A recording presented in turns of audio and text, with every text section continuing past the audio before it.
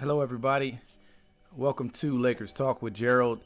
This is episode 59. I have been gone for a little while, but I am back. And we are back in the building live in effect with Lakers Talk. All you guys out there, you've been listening, you've been waiting. Got a little microphone, trying to get professional up in here. Up on episode 59. It only took 58 to 59 episodes for me to get a nice microphone. But you guys let me know what you think of this microphone.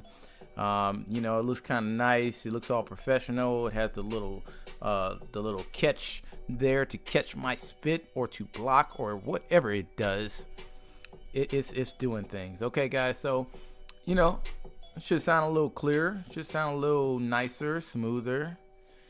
All right, back to this Lakers talk, guys. We got a lot of things to talk about. A lot of things that's been going on in the NBA lately.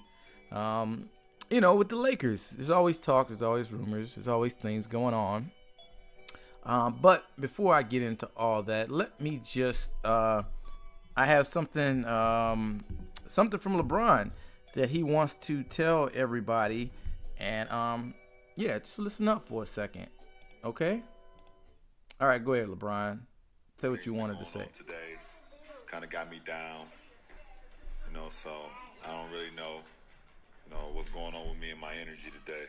But psych! Y'all know what today is. Today is Taco Tuesday. What is it, Z? What is it, Miss Courtney? Taco Tuesday! What is it, D? Taco Tuesday! What does it, Sam? Taco Tuesday! What is it? Taco Tuesday! And the most important one of them all. What is it? I miss you. I don't know what's wrong with her, but she won't get me down because it is Taco Tuesday. Yeah. A little spit on the end. All right, guys. So that was LeBron James. Taco Tuesday was yesterday, and he did not disappoint. He came out once again with his Taco Tuesday. This time, he had signature shirts on every one of his family and every one of his staff had these signature shirts on that were just, man, they were cool as hell to me. White shirts with Taco Tuesday with his face on there doing his Taco Tuesday. I have a feeling those shirts are going to start selling. LeBron, if you go ahead and put those online somewhere, I have a feeling people will start buying those. This Taco Tuesday thing has been going pretty strong for a little while, and it's starting to catch on.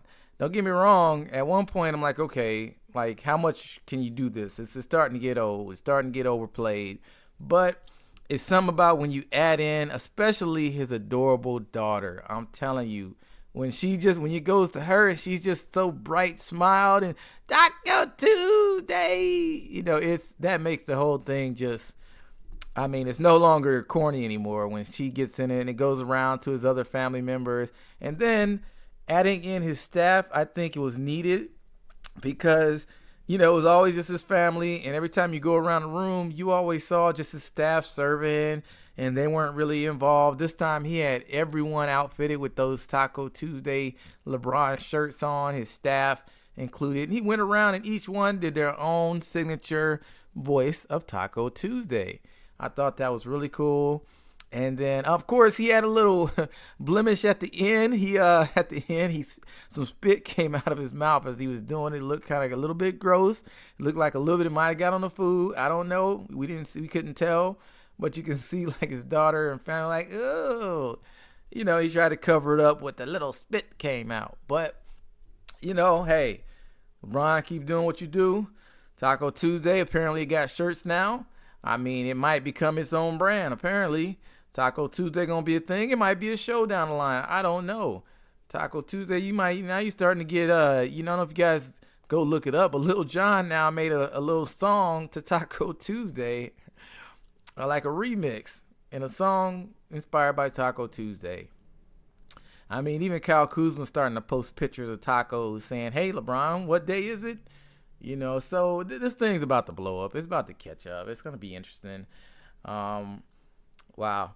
So guys, hey, look, I've been out for a while, but I want to catch back up. Episode 59 on our goal to episode 100. We are getting there. A few other topics I want to talk about today. Not only just LeBron's Taco Tuesday, but a few other developments came out in the NBA recently. One, the NCAA came up with some criteria for any agents that want to represent college to NBA prospects. So guys in college that are looking to go to the NBA, they have made these new criteria that they must have in order to represent those college students wanting to go to the NBA. Now, this is interesting, and I will tell you how it applies to the Lakers or the NBA in general.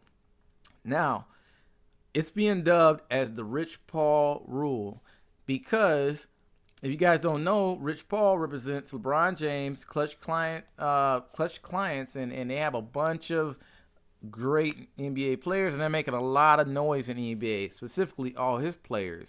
For instance, Anthony Davis, like a year ago or so, fired his original agent and went with Rich Paul, and then that's when they started demanding a trade and blah, blah, blah. And Rich Paul is representing a lot of guys now.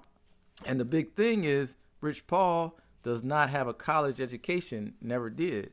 But, he grew up, wanting to play basketball with LeBron in high school. And then, now he represents LeBron, and now they have clutch clients, and they're running the league. So the criteria that the NCAA came up with was, one, the person representing that college player must have a college degree, at least a bachelor's degree.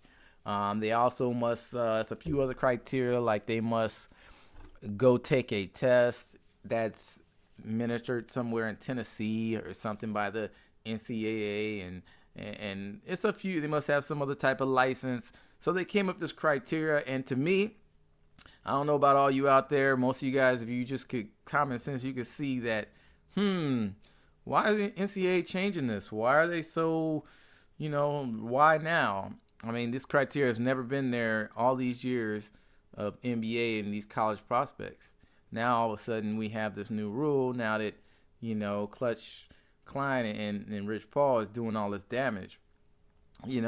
Well, you see that, this is ways to stop that movement. They're trying to slow it down. So, now, good thing that things are starting to change with the NBA. It looks like that NBA, they're really talking about in the next probably 2 years, I think, by 2021, high school students being able to come straight to the NBA now. And there's starting to become more avenues now for kids to go to the NBA. Back in the day, it used to be college or bust. You had to go to college for the most part to get drafted, to get any kind of recognition, to get your name out there, to get seen for these, with these big colleges have all these national television deals. And now that's becoming not as much so, because like I said, in a little bit, the high schoolers will eventually be able to come out to the NBA. And then the other thing is the G League is also create a program now where they can go, high schoolers, high prospects can go to the G League, and they have a salary where they can get paid now for their money and their services. All these, that's the other big thing about the NCAA is that they've been making money off these college players, millions and millions of dollars off these college players and their namesake and things like that. And none of the college players ever got a dime of that. And think about it, they're working, they're making, they're the ones that's doing the work out there. And, all these big names are what's making these college money. That's what's selling out these arenas. That's what's doing it. And these colleges getting these big TV contracts that's paying them millions and millions of dollars to watch these college players. And sure, they got the names. They it's that college name. Of course, we know that. But think about it. They're saying, all right, they're 18, 19. Any other 18, 19-year-old that graduates high school, and if he foregoes college, guess what? He goes to work somewhere. He goes to wherever it may be. He can go work at a technical, IT. He can go work at a fast food, McDonald's. Nobody seems to have a problem with that. No one has a problem with any other 18-year-old, 19-year-old working anywhere else without a college degree, except when it comes to, the NBA or the NCAA, when it comes to all these millions of dollars. They're like, whoa, no, we want to keep that money to ourselves, because we all know, big business is greedy. We know that millionaires are greedy. People that make a lot of money are greedy. They don't want to give up that money. They want to hold on to that money and make up rules and they affect change so they can keep that money within themselves and give it so they can have this generational wealth and turn it down and give it back down to their children and children's children. But they know if they, start to do anything that lets anybody get a piece of that, then it's going to, tear down what they have. So yeah, they're greedy. They're going to make up rules, stop people from getting it. All right. So yeah, guys, that's all. Let's talk about the Rich Paul rule, or the new NCAA rule that's being dubbed as Rich Paul rule, which it does make a lot of sense. And even though it was Taco Tuesday, LeBron James did chime in via Instagram or Twitter, I believe. He did chime in. He said something like that, like hashtag Rich Paul rule, can't stop. He had these, bunch of like laughing, crying faces. And he had something like can't stop, won't stop. They big mad. They hating, something to that point. And or they So go read it. I don't remember the exact quote. I'm just going off the top of my head right now, but it was pretty interesting, I thought. And so yeah, LeBron James came right back, basically saying he defends Rich Paul. We're going to keep doing this. He said, you can't stop our empire. What they're doing is nothing to do to stop it. So I'm actually happy that LeBron James promptly came back, even on Taco Tuesday, came back and put it out there that he does not support that NCAA. And he also, I believe he even retweeted some other NBA players like Tyson Chandler, and then also we had Kevin Hart even said something about it, so he retweeted their quotes on it. Kevin Hart was in there, basically saying he did not support what the NCAA was doing, and shame on them, such and such. So everybody go check it out, listen to it, let me know what you think. All right, guys, what else is going on with the Lakers? We coming up shortly. I can't wait to see the NBA season this year. It's going to be crazy. It's going to be fantastic. I can't wait to see the Lakers play. So with that being said, we've come to find out some of the league games that's going to be played this year. Now, the Lakers and Clippers, I've heard that are going to be opening day, Lakers versus Clippers. Clippers at the Lakers. So that's going to be interesting.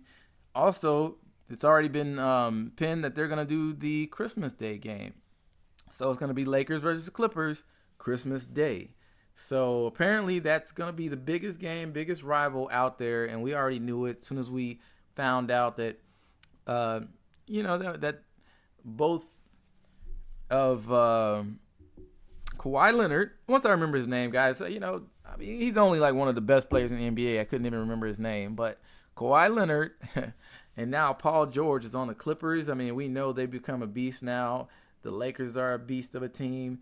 But the question is, who's better? Is it LeBron James and Anthony Davis along with, Boogie Cousins now and Kyle Kuzma? Or is it the team of the Clippers that did very well and made the playoffs last year, kept most of their core intact, and picked up Paul George and Kawhi Leonard? That's a big question. A lot of people feel Clippers are better. A lot of people feel their defense overall is just a grimy, better defensive team. And their stars are younger for the most part, because LeBron James bring that average of him and AD up, since LeBron James is going to be 35, I believe, and Anthony Davis is 26. So Anthony Davis, of course, is fairly young. Played 8 seasons in the NBA, or his 8th season coming up. Kawhi Leonard is right around 28, and I believe Paul George is right around 29. So both of those guys are just in their prime, so to say, right now. LeBron James, even though he's still playing at a high level, he's going into his I believe his 17th NBA season. So, that's not prime time anymore. He's still a great player. He still can impact the game. Him and Anthony Davis are really going to make some noise. The X factor with the Lakers, to me, is going to be Boogie Cousins and Kyle Kuzma. How they play this coming year is really going to be the X factor to how great the Lakers can be. If Boogie Cousins can even be half to 75% of his old self, that would be big time for the Lakers. And we're hoping with Kyle Kuzma that he takes another step forward with his game to be more polished, to bring his three-point percentage up and his overall efficiency up. And we're just hoping that he's going to be able to bring that spark that we need from him, that fire, that third or fourth person that just makes the Lakers unguardable or unstoppable. Because when you have one or two stars, then you just focus all your attention on those one or two stars. Or what they do is say, okay, well, we'll let this star get what they get and we'll just clamp everybody else down. But if we have a lot more threats and people they got to worry about not only Anthony Davis, LeBron James, but then if they got to worry about, DeMarcus Cousins and they got to worry about Kyle Kuzma, and don't leave three-point shooters open, don't leave Danny Green open, don't leave, guys like the Troy Daniels open, don't leave any of these other three-point shooters the Lakers picked up open, because they can knock it down now. They have more credible three-point shooters. And like I said, if we get those three to fourth person, like DeMarcus Cousins and Kyle Kuzma, it's going to be a wrap. The season's going to be so entertaining. And guys, think about this. The tickets were crazy for the Lakers last year, crazy expensive. I mean, they cost an arm and a leg last year. And I can only imagine now the Lakers and the Clippers tickets are going to be just crazy, off the chain. I'm going to try to get Lakers tickets opening night. I don't want to spend too much money. That's the problem. I don't want to spend a crazy amount of money for some ticket where I don't have a great view. I just don't feel good about that. I need to try to get it at an okay rate. And it's just going to be hard, because as soon as they go on sale, what happens is they sell out so fast. And I've already looked up, and I did not see any tickets available yet. So I don't know what's going on yet, but we'll see. But, hey, guys, it's going to be an interesting season coming up. I'm looking forward to it. Lakers Talk with Gerald, everybody, episode 59. As you see, it sounds like I'm wrapping it up. And, yes, that's what I'm doing. I'm wrapping it up for this episode. And we will talk more later. Until then, Lakers Talk with Gerald, episode number 59.